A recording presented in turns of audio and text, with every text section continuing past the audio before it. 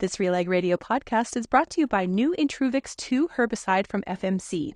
New Intruvix 2 herbicide is an all-in-one formulation that gives you the best of both worlds, fast-burning activity and long-lasting systemic action for more consistent broadleaf control pre-seed to cereals. See your local retailer today. It's time for RealAg Radio on Rural Radio Channel 147 on Sirius XM.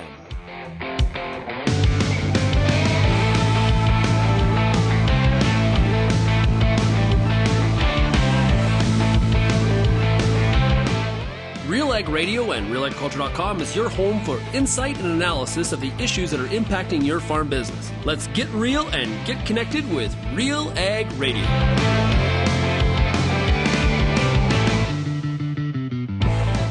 Welcome to RealAg Radio here on Rural Radio 147, Sirius XM. Shaun Haney, your host here on this Friday edition of the show. Thanks so much, everybody, for making RealAg Radio and Rural Radio 147 a big part of your workday.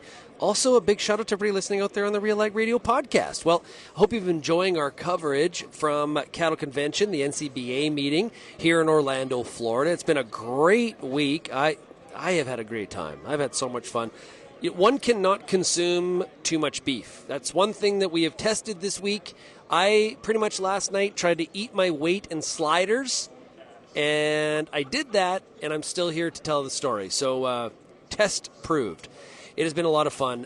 Today's show is brought to you by Alltech. Now, I wanted to tell you about Alltech. We're going to hear a lot of the Alltech stories here today, and I want you to make sure you go to alltech.com.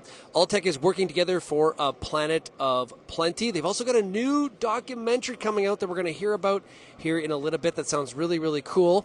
We're going to be joined by Dr. Mark Lyons. He is president and CEO of Alltech. We talked to him back in the summertime when we were in Calgary with Alltech, and he is a really, really inspiring guy. He is so passionate about some of the things that Alltech is doing with partners and with customers. It's pretty cool. I always enjoy our chats. We'll also be joined today with Dr. Emily Stackhouse, as well as Dr. Vaughn Holder, who'll be with us. We're going to talk about sustainability with the both of them. And actually, Dr. Stackhouse is going to be presenting here at Cattlemen's College at the NCBA meeting. So we'll find out what that is going to be about. We'll also be joined by Martha Baker. Now, Agolin is a product that Alltech actually acquired going back to 2023 that we'll hear about from Dr. Lyons. Now, I met Martha kind of off stage here before we started, and she is a bundle of fun. She is very passionate about Agolin and some of the benefits at the front end and the back end as well. So we're going to hear what that provides, not only a beef animal, but also a dairy animal. And then we'll finish up the show here today talking about heifer retention. Yeah, it's a big topic here at the Cattle Convention for sure. We'll be joined by Dr. Cadra Kruger as well as Bubbah Harrison. Dr. Kruger is from Colorado, and Bubbah is in Oklahoma, I believe. So we'll have them join us and talk about what is it going to take for the rancher in the United States to start to retain heifers, to be, kind of maybe blow the secret here a little bit. It's kind of what we've been talking about all week in the sense there's a desire to do so. The rancher really would like to expand that herd. It really is about the weather and Mother Nature cooperating. Do want to encourage you to check out our interview at RealAgriculture.com that we'll be putting up here shortly with Matt Makins of Makins Weather, talking about that very point. What is the probability here that we're going to see some moisture in the western half of the United States as well as Western Canada? Because that is something that the rancher is very focused on here this week. Now, if you have any feedback on today's show, you can always send me an email, shaney@realagriculture.com. You can find us across all the different social media platforms, or you're always welcome to call the RealAg feedback line. The number is 855-776-6147. 855-776-6147. And once again, today's show is brought to you by Alltech, and a big shout out to Alltech for having us here today and really sponsoring our coverage all week. You're going to see them in front of all of our content here from Orlando, Florida. Let's take a break, and when we come back, we're going to talk to the big kahuna, the guy that runs the whole ship. It's Dr. Lyons, and be with us right after this.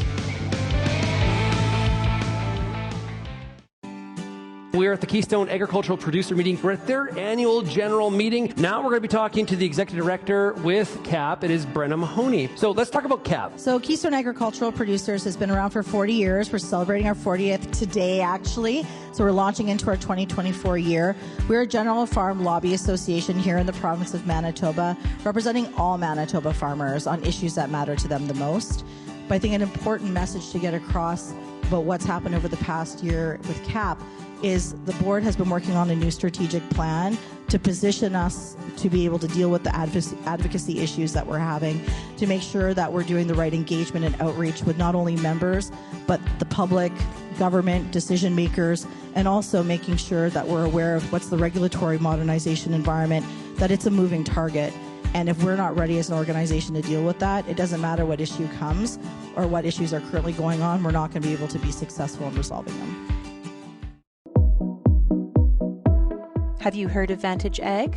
They're a manufacturer and distributor of liquid fertilizers, and they want to work with you. They want to learn more about you and your goals and build a relationship centered around high-value products and a customized approach.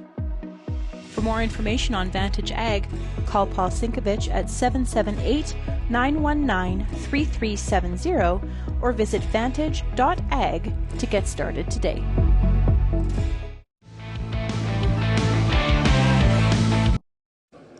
And welcome back to RealAg Radio, broadcasting here from the Alltech booth at the CattleCon 2024 convention in Orlando, Florida. And this is awesome to be here with Alltech, and I want to encourage everybody to go to alltech.com. And speaking of Alltech, we're joined right now by the CEO of Alltech. It is Dr. Mark Lyons. Dr. Lyons, great to see you again. Yeah, it's great to be here. It was fun in Calgary, even more fun down here in Orlando. Yeah, absolutely. This is pretty cool. You got a lot of customers here that are coming in and out of the booth for sure. Speaking of Calgary, I joined you for that Alltech One World Tour. Give us a bit of recap on how that series of events went. It was phenomenal. I mean, I think when we came up with the idea, we thought, let's get out on the road. I got a sense that some customers weren't going to have the ability to travel to Kentucky, and we thought we would do something different. So a bit of a hybrid, actually, really, of our old lecture tour, but with a lot more of the one element. So higher level of speakers, bit more organization, slightly longer, and it was phenomenal. A couple of stops in Europe. The third was Calgary. We were able to get down to Brazil. We were in Dubai just before the COP28. So that was really meaningful because I feel like there was a real impact there. And the stops were really, really great because you could take some of those big picture ideas, the global thoughts, and then localize them for the teams that were there. And the conversations with customers were much more meaningful. That event in Calgary might have been the high watermark of size. I think we had 350 people, down to events closer to 100. We had a number of different executive events during the year as well that kind of rolled into it. And so I just felt like I had much more meaningful conversations and true projects, collaborations came out. And that's ultimately what should be coming out of those types of activities. Well, it was a great time. And speaking of 2023, a lot happened at Alltech. Some major acquisitions, and Alltech continues to expand its footprint, its product portfolio. What were some of the major acquisitions that closed for you in the past year? Yeah, I would actually say there was kind of two things that happened. The acquisitions were pretty important. I think what's interesting with these, one of them, Katie, is a mineral business. Our mineral business here in North America is really important to us and an area I think we have tremendous strength. But the other ones I think were all very clearly things that we had been intentional about. We acquired a business in Finland, which is called Fenno Aqua, and that business adds to our aquaculture footprint. And so that's pretty exciting. It's an area that I think is going to really grow quickly. When you think of the proteins of the future, aquaculture is right there. We also acquired a business called Agro.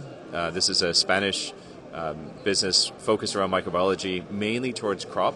And I think what's really exciting is when you think of some of the systems where we have pasture-based production, what we're doing with our animals, how we're feeding them, how we're supplementing them, is having a big impact on our soils and the carbon capture opportunity there. And so we're hoping to kind of link the dots there, but a great scientifically based company. And then Agolin, probably the one that got the most coverage, a Swiss-based startup that has a product that's similar to some of the Alltech products in the sense that it is a product that improves performance, but it also lowers methane emissions. And so something that everybody is talking about, and I guess is a big part of the future.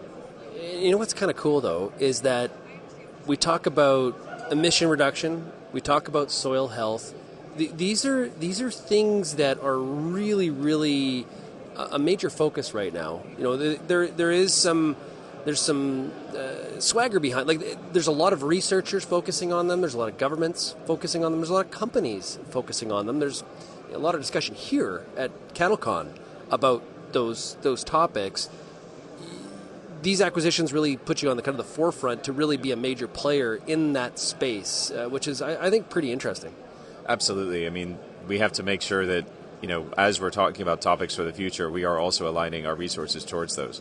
And so we launched Planet of Plenty in 2019. Sure, there's a lot of things that Alltech does that further that mission of improving nutrition, new economic opportunities for rural communities, and reducing environmental impact. But we need to go beyond that. You know, we need to be thinking about what next things are coming. And so we did a lot of brainstorming on some of the biggest topics that we think will be the things that drive business and that are going to be the biggest challenges for our industry 5, 10, 20 years.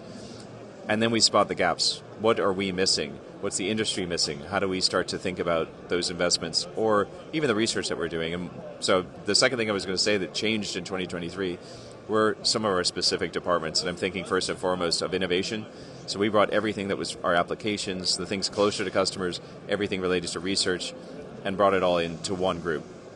And so I think that's been really important. Dr. Kyle McKinney, very good friend of mine, somebody I've worked with for years. He and I talked about this for years, probably over a decade. And it was wonderful to be able to put him in that position. And he's done a great job of unifying, simplifying our focus. The second thing was our marketing team. So we had our head of communications. Then she became my chief of staff, Susanna Elliott.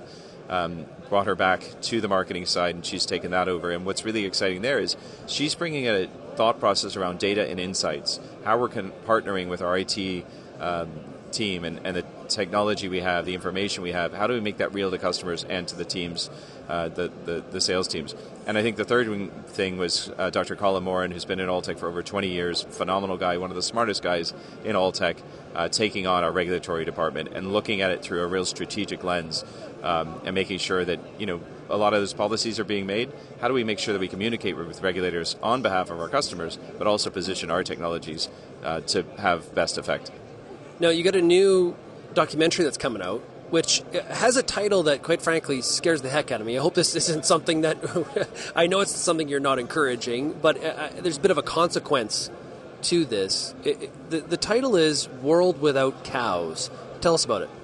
So this came about because there was actually an ad that came out, and there was a product that will go unnamed, and they were singing a song about how great the world would be without cows because we wouldn't need milk anymore, and it could be replaced with their product. And I took this not so well because the guy singing the song was the CEO of the business, and I thought, that's ridiculous. I would never do that. I don't think you should do that. And I got a little of the backstory of how that had taken place.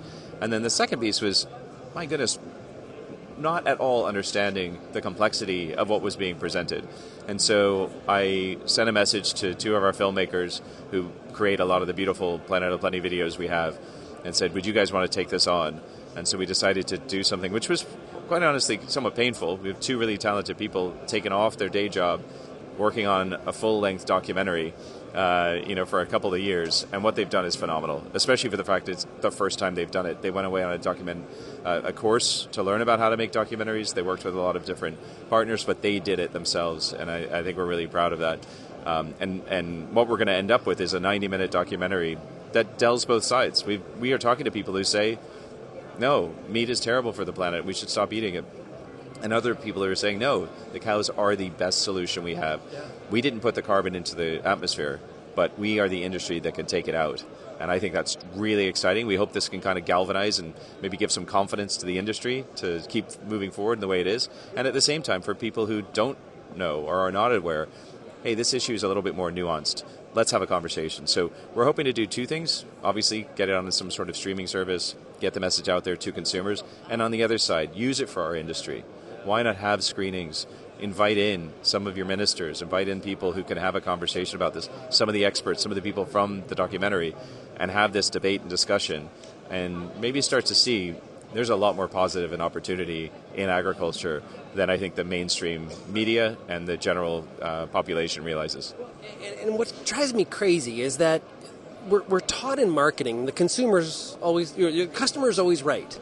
Yeah. And we, you think about a beef perspective, we're at CattleCon, beef demand, the consumer has said, even with some of the prices that are at the grocery store, I want to eat beef. Yet there are people that are out there like, no, the consumer's wrong. We need to eliminate this, and it's really kind of unfortunate. And there's unintended consequences of those drastic, dramatic measures that aren't really considered, like you talked about. Like, for example, if we're going to put more land into grass, you got to have something on that grass to graze it. You can't just have wild pasture all over the place. Yeah, you're not going to end up with, I think, the idyllic natural vestiges that people think that you're going to get if you just remove the animals. Not at all. They're critical to the environment. We have a partner here, Archibald, Buck Island, just down the road. They are conservationists, and we've been working with them since 2016. And what they actually demonstrate is, with the ranch that they have, the cattle they have on that land, they preserve the natural environment. They increase biodiversity. They are removing many nutrients that we don't want in our water streams, phosphorus, nitrogen runoff, because they're managing that environment the proper way. And part of that key to the management are the cattle. So we've got to get those stories out. And I think you're 100% right. It's the Ford saying, if I'd asked them what they wanted, they would have asked for a faster horse. We need to lead the consumer, and we need to show them, hey, this is something that you're going to have a better outcome with.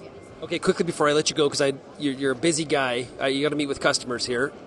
What's the one, for people out there that are listening, what's the one thing you want them to know about Alltech? Alltech is a place to go if you really want to have these conversations around sustainable solutions. We are possibly the most collaborative company in the industry. We have such a broad array of technology, of capabilities. We have a tremendously talented team, but I think it's the spirit that they have of partnership that's the most important thing. So come and have a conversation with us. We love getting people down to Kentucky or many of our other sites. We always talk about seeing is believing, and that's a place where I really seen people kind of transform in the conversations that they have. And that's one of the reasons we're here in Orlando, is to connect with people and start that process. I love the fact that a lot of those meetings involve beer, which is another one of my favorite things. So, Dr. Mark Lyons, thanks so much for joining us here today. Thank you, and Sláinte. Great stuff. That is Dr. Mark Lyons, CEO of Alltech. We'll be right back on RealAg Radio, brought to you today by Alltech.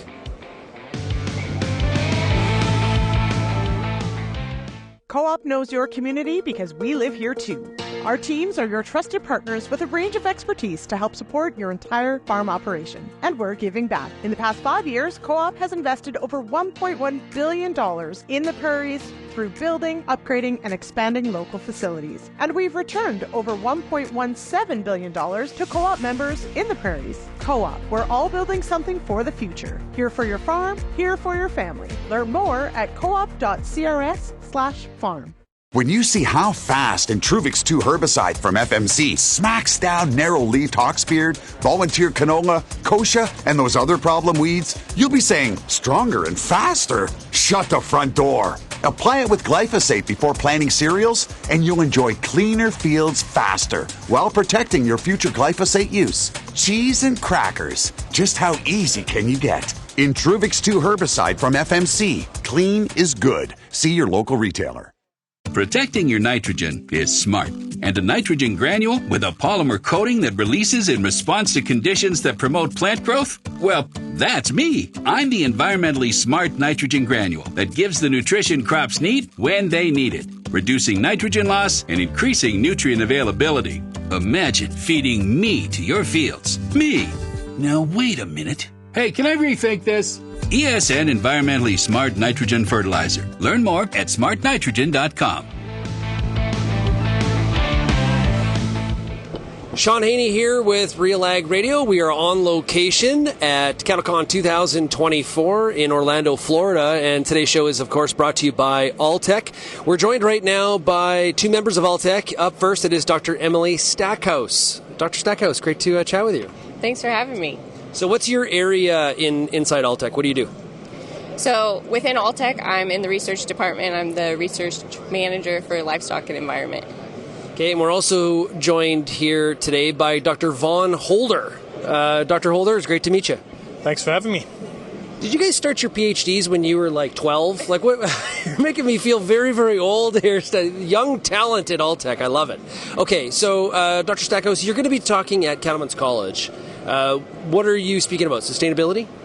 Yes, that's correct. So I'm doing a joint talk. We're charged with the task of talking about beef on dairy and how beef crossed with dairy calves fit into the beef system and the sustainability picture. And so looking at their place in our protein supply. Okay, so how does that cross, how does that play into sustainability? So when we talk about sustainability, we talk oftentimes a lot about greenhouse gas emissions. And so with that talk, I'm going to focus a little bit on essentially the carbon emissions that come along with beef on dairy calves into the beef supply chain. And so they bring with them some lower embedded emissions just because they're essentially a byproduct of dairy production. So really, beef on dairy calves in our beef system are good because they're adding to our protein supply. They're essentially increasing our output of beef production while not taking away from traditional beef calves in the marketplace, but adding to our total output and coming in with essentially a little bit lower emissions associated with them when they start in the feedlot. And Dr. Holder, I think one of the messages here, though, is for sure, and this is just one example that we were just talking about, agriculture is a part of the sustainability solution. Like, not just a part, I'm probably underselling that, it's a major, major cog of the sustainability story. Yeah, it's absolutely true. It's not only do we need to really focus on the fact that we're making food, and let's not lose sight of the fact that that's our main goal, but in the process of making food, there are a lot of levers that we can pull from a sustainability front that not only serve to negate the footprint of what we do, but perhaps even go past that towards carbon negativity and being able to generate credits for creating carbon negative products that can be either retained in the business or sold out to other partners. Yeah. So some farmers and ranchers sometimes push back against all this sustainability talk. I'm getting tired of it. I am sustainable. Of course, my ranch has been here for 150 years. What do you say to some people that sort of talk in that manner? Well, but they're absolutely right, because from their perspective, all that is sustainability talk, and it is often viewed as and meant as a critique of those farmers in terms of challenging their sustainability. But I think that what we are doing and what is changing things is giving folks tools to actually measure that, because it's just said we basically look at the emissions of the cows and say that's bad for the environment, but nobody is looking at the full picture of what cattle are actually doing in that system. And when we come back and we give them the tools to measure those things, to tell them what their footprint actually is, we all of a sudden not only give them tools to defend themselves, but probably give them a new saleable product that they can use out in the marketplace. So it's going to become something that is going to be one of the farmers' best most favorite topics, but it's just about the way that we actually get it out there, right? Cool. That's interesting to look at it a little bit more holistically. A lot of times when we're talking about problems, we look at it like we're going to solve this piece, but there's unintended consequences, and we create a whole nother bunch of issues that we have to obviously address. Is that often the case when we're talking about sustainability solutions? Right, yeah, we need to think about the holistic picture and how all of your inputs ultimately affect the output or the metric that you're trying to evaluate, whether that's greenhouse gas emissions or water or biodiversity or all of those other influences that happen in an ecosystem. Well, Dr. Holder mentioned measurement. Okay, so when we're measuring the methane emissions of a cow, is that something that we can do accurately at this point? Yes, we have a lot of different types of systems that within research we can actually measure methane emissions. And then along with those systems and all the data that we've collected through research, we've developed fairly good prediction models. So based on things like intake and feed, feed ingredients, essentially, we've developed models where we can predict methane emissions as well as measure them. How much difference is there in methane emissions across different breeds? Is there big differences? Do we know that, or? Yeah, no, I think that we do know that there are genetic influences on methane emissions. I don't know that we've gotten to the granularity yet where we can say one breed is better with methane emissions than the other. And I don't think we would want to do that. I think it's more about identifying which genetic patterns or which genetic inheritable genes are responsible for driving methane production, and then removing those from our genetic pools in all of the breeds. Yeah. So I don't think it's going to be a consequence, and I hope it's not going to be a consequence of we have one winning breed and one losing breed, but that we across the board are able to reduce the prevalence of the genes that cause methane production, or increase the prevalence of the genes that reduce methane production, whatever it may end up being. Yeah, because I was just sort of thinking, like, with carbon insets, right? There's an inset program where we know a farmer's doing certain things or raising certain types of cattle. Could we see a system where the farmer is rewarded or the rancher is rewarded for certain genetic profiles? It's just interesting to see where all this is going to go. I want to ask both of you. You obviously your careers are in research in this area. What intrigued you to enter this field?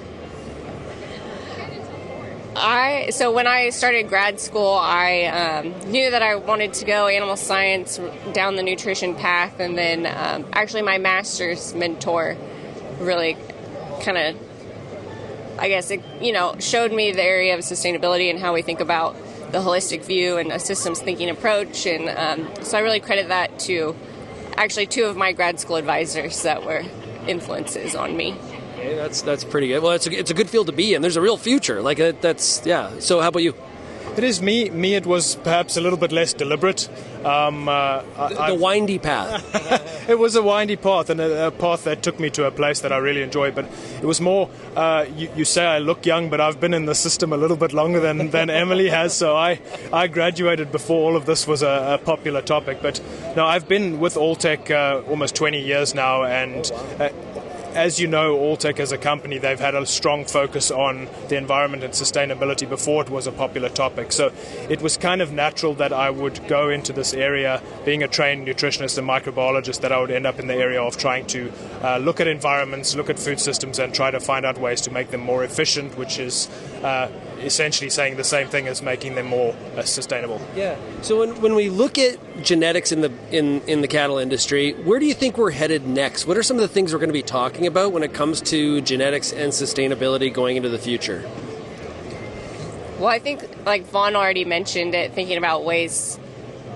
We've been thinking about ways that we breed cattle to make them more efficient, but I think now we can look at other factors like, can we breed them to be more efficient in their methane production, right, or essentially reduce their methane production? Yeah. So I think we'll start to see traits like that be a part of the selection process in the future. Yeah, well, similar to, we've done that with the data flowing back to the seed stock producers in terms of marbling, right? That's an example where, and really this is kind of really no different, same sort of premise. Data being the key, and science being the key background of all of it. Well, hey, thank you both for joining me here today on the show. Good luck at Cattlemen's College. It was great to meet both of you, and enjoy the rest of CattleCon. Yeah, thank you very much. Appreciate it. Thanks. We'll be right back on RealAg Radio here from CattleCon 2024, and we are brought to you today by Alltech.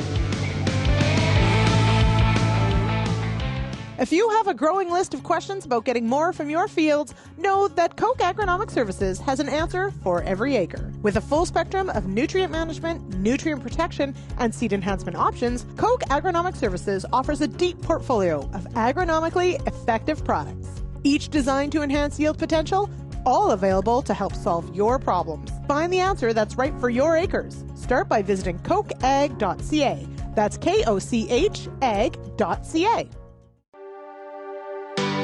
Whether you're in a career within an organization, starting your own business, looking for your dream job, running your own farming operation, operating a company in ag or food, or want to hone your overall life skills, this conference is for you. Celebrating over 10 years of bringing women in ag together, join the Advancing Women Conference in Calgary on March 17th, 18th, and 19th.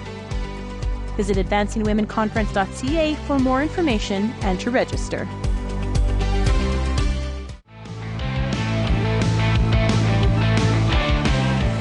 And welcome back to RealAg Radio, broadcasting here from CattleCon 2024 in lovely, beautiful weather, Orlando, Florida. I can get very, very used to this. This is very, very nice this week.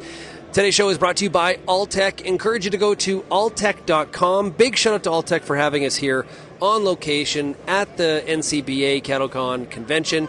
This is fantastic. Like I've been saying all week, this is one of my favorite meetings of the year. It is, and if you're lost, just follow the hats. That's a very simple rule that I live by, as I've been lost several times. Also joining us right now is Martha Baker, and she is the Alltech sales manager. Martha, it's great to meet you. Nice to meet you too. Thanks for having me on. Well, yeah, this is great. So now, Agolin, that's the product. Okay, now we heard about it earlier. About this is a new product in the portfolio at Alltech. What exactly does it do?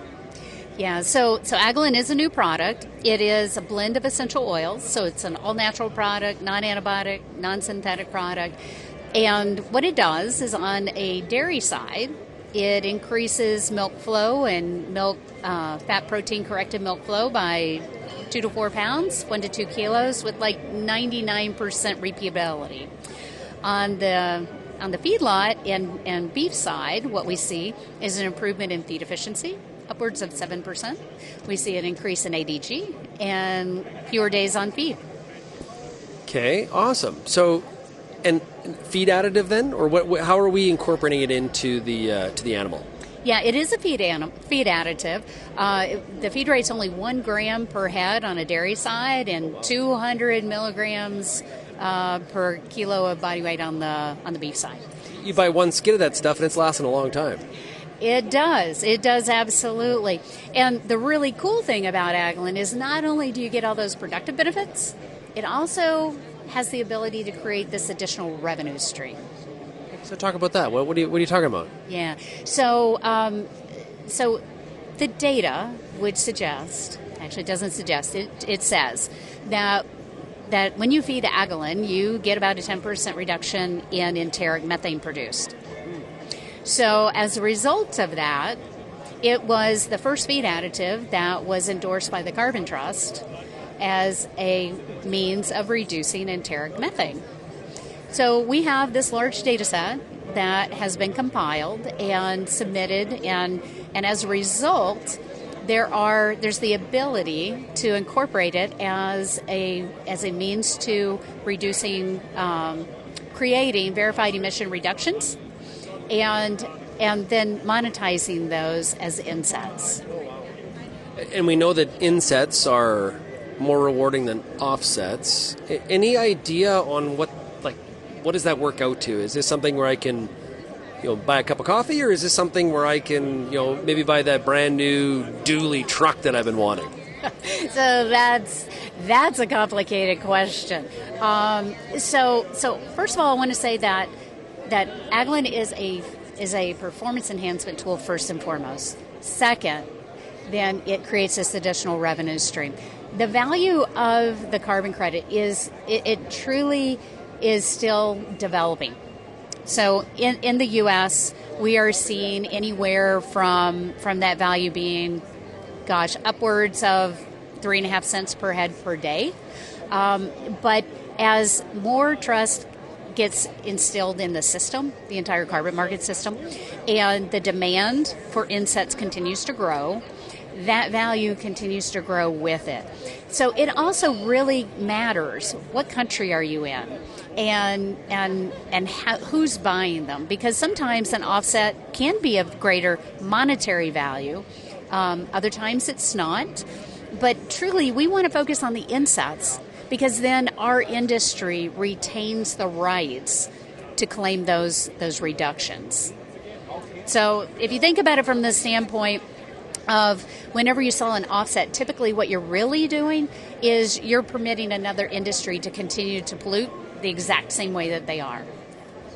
Makes sense. So earlier I was asking Dr. Stackhouse about, how accurate, how good are we at measuring the methane emissions of a ruminant animal, and there's an element of measuring in a lab or a confined environment, and then we're doing some prediction modeling going out. Is that how we're doing it? Am I describing that well? Big picture, from a carbon footprinting standpoint, yes. From measuring enteric methane and reductions, it's done a little bit differently. Okay, so talk about that. Sure. So the way that it's done when it comes to do with a carbon project is it's measured really through science and research. So I say it that way because no one is on your operation measuring what cow A versus cow B is emitting. This is a technology that gets implemented across your entire herd. So how it gets created is we're using, and I say we as an industry, not Alltech, but the owners and the managers of the carbon projects are using a Vera methodology that accounts for and creates the equations for how this is calculated. This is a global standard that or methodology that was created. There were many people in the U.S. that were involved in that creation of this methodology, and it's widely used. So they're using the science, then understanding the application on the farm, and using a globally accepted methodology to make the calculations. Who's doing the measuring? Like, who's the they? So the they would really be, in our case, where right now Concord Agriculture Partners is managing and running a project on the dairy side. So they are the ones, Concord Ag, that are actually making those calculations and overseeing the project, seeing the verification. Well, they use third parties, so they're completely third parties that oversee the verification, the validation, and the integrity of the carbon project. So for this verified emission reduction program, what are some of the goals, the overall goals that you're trying to achieve? Yeah, so truly we believe that, like I said, agriculture has the greatest impact or possibility to impact the environment and our planet positively. And for sustainability to be core to anything, it has to be linked to profitability. So one of the goals of this project is to make sure that farmers and ranchers that are implementing this technology can get the greatest value out of it. So not only do they get some productive benefits, but they also get the value that is related to reducing the enteric methane. So where does a program like this go? Like, what's next? What does this look like, say, 5 years from now? Yeah, this is such an exciting time. What's next for Agolin, for carbon projects, for insets? Immediately, it is expanding on the dairy side to several other countries that have the ability to participate. Then followed up right behind that is we're expanding on the beef side. So it does take a lot of data, because the integrity of the project is of utmost importance, so you have to collect this in different feeding systems. We're currently underway doing that, and what I hope is that next year, you and I are sitting down and I'm telling you about the beef project, where beef producers not only get the productive benefit, but they can also monetize those carbon credits. Well, I think, though, you're kind of talking their language, because, okay, so the emission reduction it's there, and there's like possibly an income piece to that. But if you're talking their language here that, hey, you're going to get an efficiency, or the animals will be more productive by 7%, that's language that's right in their wheelhouse of stuff they like to talk about, and they're familiar with incorporating products into their systems that do those kinds of things. It's not like, okay, you just use it. Don't worry, there's no impact on feed efficiency, but there's this emission reduction on the other side. You're getting both sides of it, which is, I think, a benefit. It is a huge benefit. And like I said, it is so exciting because, yes, we actually do have a productive benefit. There are not any other methane mitigants that are emerging on the market that have a positive impact on production and lowers methane. There are some that will lower methane, but they have zero positive impact on the animal. Curious, like you said, it's essential oils. How does something like this get discovered? How do we figure out that this combination of essential oils does this to a dairy animal and does this to a beef animal? Yeah, so first I'm going to say I am forever grateful for some very brilliant and curious researchers, because they are the ones who really went down that rabbit hole. But what was the impetus for looking at it was truly Agolin originated in Europe. And in Europe, many years ago, ionophores were no longer permitted to be fed because they're an antibiotic. So they were reaching for other technologies that would improve feed efficiency and give a productive gain. They found Agolin, they created this, and then as they continued to learn about how it works, understood what the impact to methane, enteric methane production was. So it's pretty cool that it truly was developed as a production enhancement tool that learned a whole lot more. This is why understanding mode of action is so darned important about what we feed an animal. Well, and for the consumer, they understand it, essential oils. Like that's a language that, I think sort of resonates with them, or they understand at least what that is. Maybe not from a science standpoint, but at least they've heard of it before. Absolutely. I mean, there are essential oils in most households of some sort, some nature. And, they're safe. They are, the efficacy is there. They're easy to scale up. They don't have a negative impact on our environment. They're actually really good for them in most cases. Cool stuff. Well, I really appreciate you joining us here today, Martha. Enjoy the rest of Cattle Convention 2024 in Orlando. I don't know if you're going to Disney World, but whatever you're up to, have a great time. Thanks so much for joining us. Awesome. Thank you so much. I really appreciate your time. Great stuff. Learned a lot about Agolin here today. This is great. Okay, we'll be right back here on RealAg Radio, brought to you today by Alltech. CDC Endure is a new oat line from Alliance Seed. High yielding with excellent disease resistance and the quality end users ask for, all in one great oat variety. CDC Endure provides the high beta-glucan levels to make heart-healthy products like breakfast cereals. For more information on CDC Endure oats, as well as any other products from Alliance Seed, check out allianceseed.com or visit any Alliance Seed authorized retailers. What's next for your fields? At Pioneer, delivering industry-leading genetics drives everything we do. From the scientists in the lab to our local teams with boots on the ground, we are determined to get there first. Developing top-performing products, proven in more growing conditions than ever before. Pioneer. What's next happens here. Visit pioneer.com/Canada to learn more.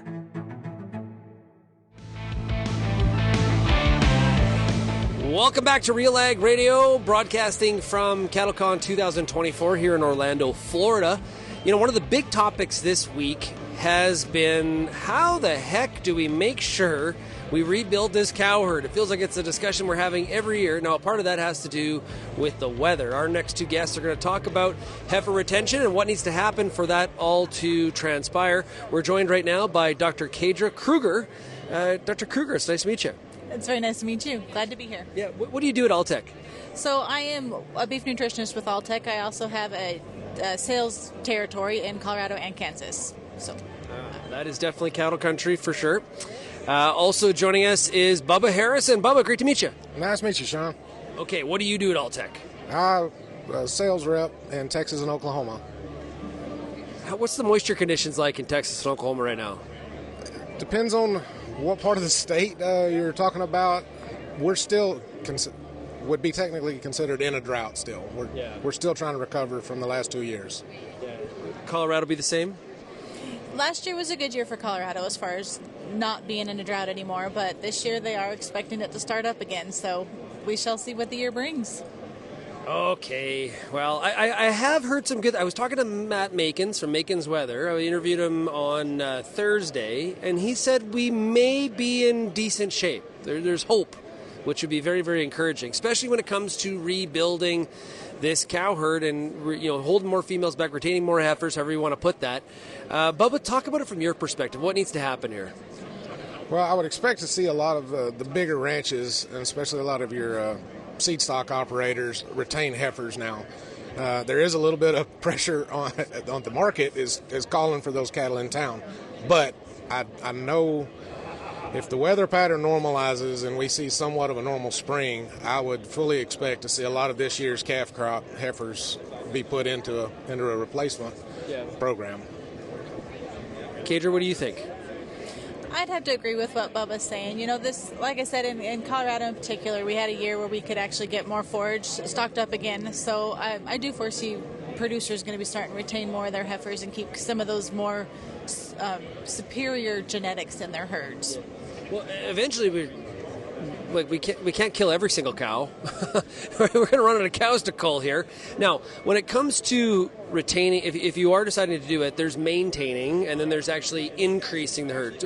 Is there typical percentages when we talk about is it like 10-15% holdback? Would that be a maintain, or what number would you use, Bubbah?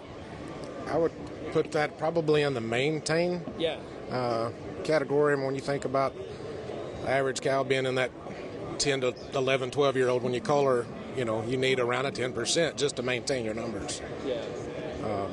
If you're trying to grow, like a lot of our customers and a lot of the producers out there, they're going to need to retain probably 20 to 30% this year, and say over the next 2 to 3 years.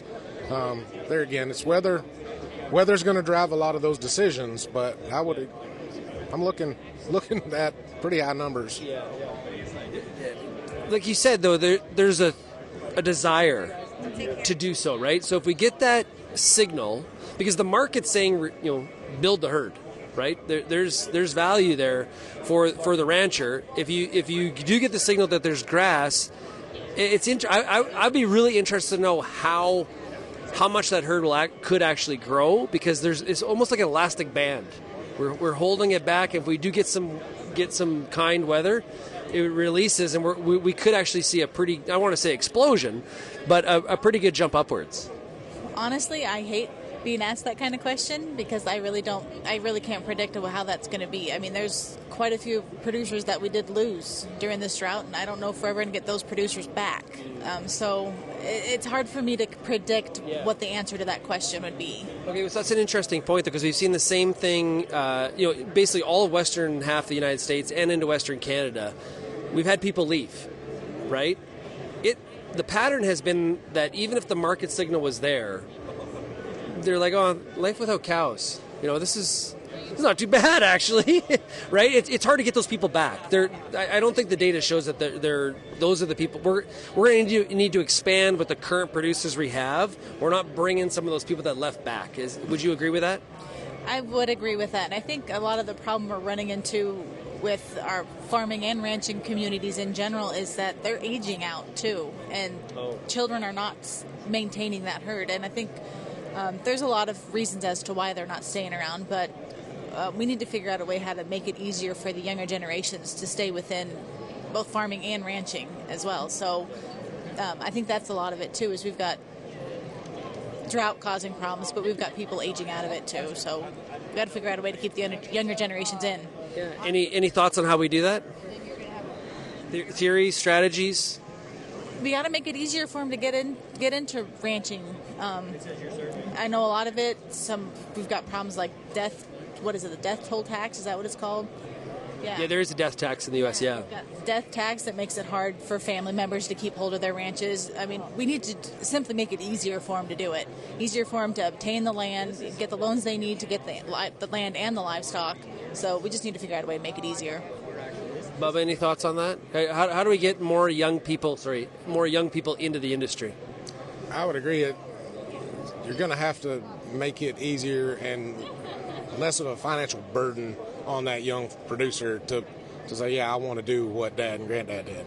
Yeah. It's very tough, but I think there's a way to do it, but we need to lobby the Congress to get them to change some tax laws. Oh, mission impossible, Bubbah. I wanted easy strategies. No, it's not. And the thing is that we were here at Cattle Convention. There's people here that have spent their whole life in the industry, right? There's just something about the cattle industry that's really, really special. We just got to, for some of those new entrants, if they're out there, it's just getting to experience a convention like this and kind of the culture around the beef industry. I don't know about you, Bubbah, but this is one of my favorite meetings of the year, right? Because of the culture around the beef industry and the networking, and there'll be somebody that owns a ranch in North Dakota and they're talking to somebody from Texas, and they've got some stuff not in common, but they got a lot in common. Yeah, this is a great place to network, get ideas on how to to improve your operation at home. And it's a very unique setting to meet just a very wide variety of producers, and it's great. Yeah. Cadra, how many cattle conventions have you been to? This is my second, actually, NCBA I've been to, so, yep, I've been enjoying it. Yeah. So 2 years in a row, or was, yeah? Yep, 2 years in a row. Okay. How about you, Bubbah? This is my second as well. You guys are I've been to almost every one since 2010. We're youngsters. Yeah, I got you guys beat. So what's your impression? What do you like about the convention? I really like that producers can come here and not only network with each other, but network with companies that are building products to try and help them with their herds, with what they're doing, with their nutrition programs. Pretty much whatever a customer needs, it's here. Yeah. I mean, there's plenty of people in these booths to come talk to and try and figure out how to make their organizations the most profitable they can. How about you, Bubbah? What's your favorite part about the convention? The networking, for sure. Yeah. Just getting to meet. I've met probably half a dozen people that I haven't seen in 10 years here. And so that is definitely my favorite part. I'm trying to be really disciplined with Bubbah, and we're not going to talk about college football. But we're really, really trying to be disciplined. Yeah, he wants. Okay, so you give me the prognosis. What's the state of Texas Tech football? Oh gosh, that is a. You said you wanted to talk about college football, Bubbah. College football in the portal now is a. You never know what you're going to get from year to year, so I don't know. That's the challenge. Is we've got a really good young quarterback there, Tech alum, so I think he's going to stick around. But I'm hoping they do well in the portal this offseason. Yeah, I think it's easier to talk to cattle producers about nutrition than deal with the transfer portal. There is no doubt about that.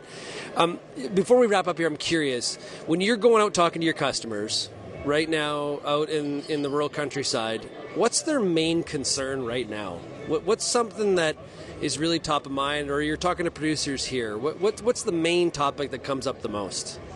So, well, I mean, obviously they want to make money. So, of course, that's with any good business. They want to make sure they're making money, not losing it. So, and I think that's where our job really comes in and is most valuable, is that's what we're here for, is to help those producers make money, whether they're buying our products or not. We're here to help them out. Cool. Bubbah? I would have to agree that it's profitability at the end of the day.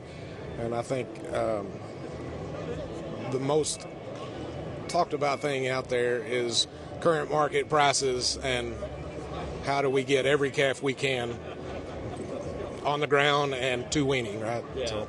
Absolutely. Well, you know what? Enjoy the rest of Cattle Convention. I appreciate both of you being here with me today. It's been a lot of fun being in the Alltech booth. It's great to meet both of you, and cheers to you. Nice to meet you, sir. Pleasure being here.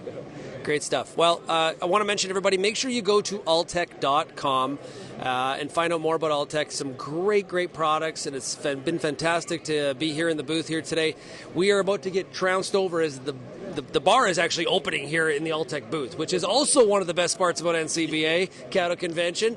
If you have any feedback on today's show, you can send me an email, shaney@realagriculture.com. You can also find us across all the different social media platforms, or you can always call the RealAg feedback line, 855-776-6147. Thanks, everybody, for getting real and getting connected with RealAg Radio. Big shout out to Alltech for having us here today, and we'll talk again next week. Cheers, everybody. Thank you for downloading this episode of the RealAg Radio podcast, brought to you by new Intruvix 2 herbicide from FMC. New Intruvix 2 herbicide for cereals delivers outstanding control of the toughest broadleaf weeds like volunteer canola, narrow-leaved hawksbeard, and kochia. See your local retailer for more information today.